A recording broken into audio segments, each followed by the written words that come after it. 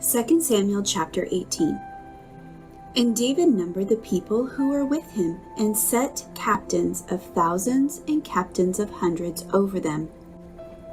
Then David sent out 1/3 of the people under the hand of Joab, 1/3 under the hand of Abishai the son of Zeruiah, Joab's brother, and 1/3 under the hand of Ittai the Gittite.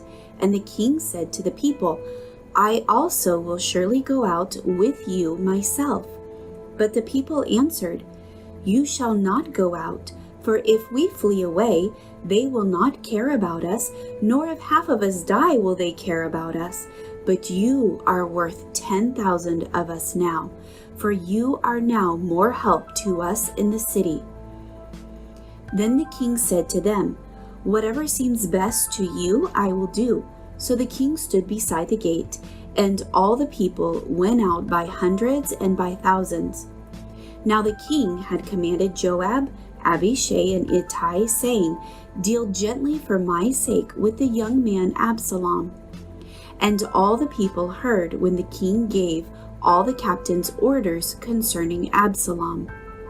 So the people went out into the field to battle against Israel, and the battle was in the woods of Ephraim. The people of Israel were overthrown there before the servants of David, and a great slaughter of 20,000 took place there that day. For the battle there was scattered over the face of the whole countryside, and the woods devoured more people that day than the sword devoured. Then Absalom met the servants of David. Absalom rode on a mule. The mule went under the thick boughs of a great terebinth tree, and his head caught in the terebinth, so he was left hanging between heaven and earth, and the mule which was under him went on. Now a certain man saw it, and told Joab, and said, I just saw Absalom hanging in a terebinth tree. So Joab said to the man who told him, You just saw him, and why did you not strike him there to the ground? I would have given you 10 shekels of silver and a belt. But the man said to Joab, Though I were to receive 1,000 shekels of silver in my hand, I would not raise my hand against the king's son.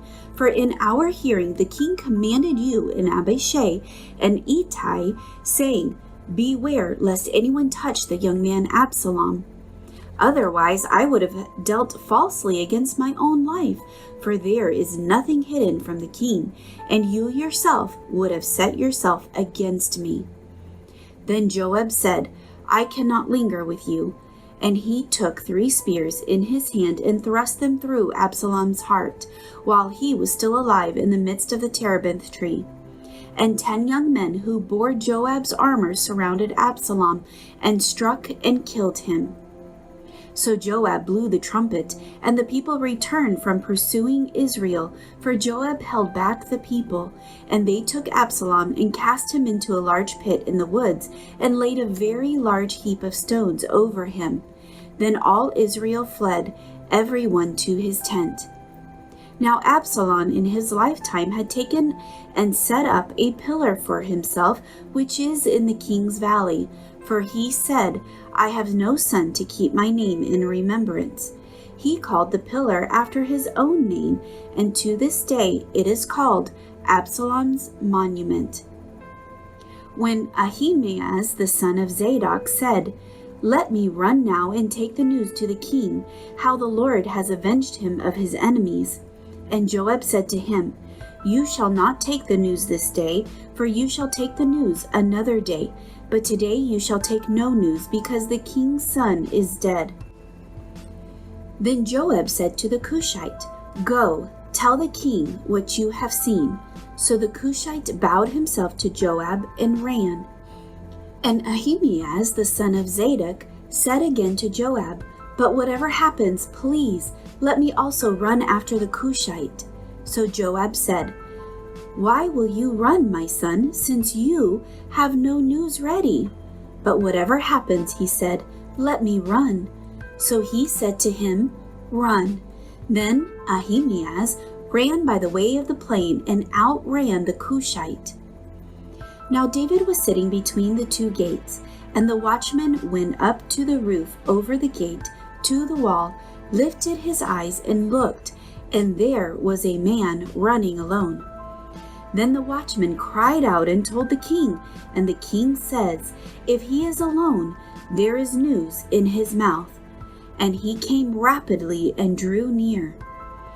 Then the watchman saw another man running, and the watchman called to the gatekeeper and said, "There is another man running alone." And the king said, "He also brings news." So the watchman said, "I think the running of the first is like the running of Ahimaaz the son of Zadok." And the king said, "He is a good man and comes with good news." So Ahimaaz called out and said to the king, "All is well." Then he bowed with his face to the earth before the king and said, "Blessed be the Lord your God, who has delivered up the men who raised their hand against my lord the king." The king said, "Is the young man Absalon safe?" Ahimaaz answered, "When Joab sent the king's servant and me, your servant, I saw a great tumult, but I did not know what it was about." And the king said, "Turn aside and stand here." So he turned aside and stood still. Just then the Kushite came, and the Kushite said, "There is good news, my lord the king, for the Lord has avenged you this day of all those who rose against you." And the king said to the Kushite, "Is the young man Absalom safe?" So the Kushite answered, "May the enemies of my lord the king and all who rise against you to do harm be like that young man." Then the king was deeply moved and went up to the chamber over the gate and wept. And as he went, he said thus, "O my son Absalom, my son Absalom, if only I had died in your place, O Absalom, my son, my son."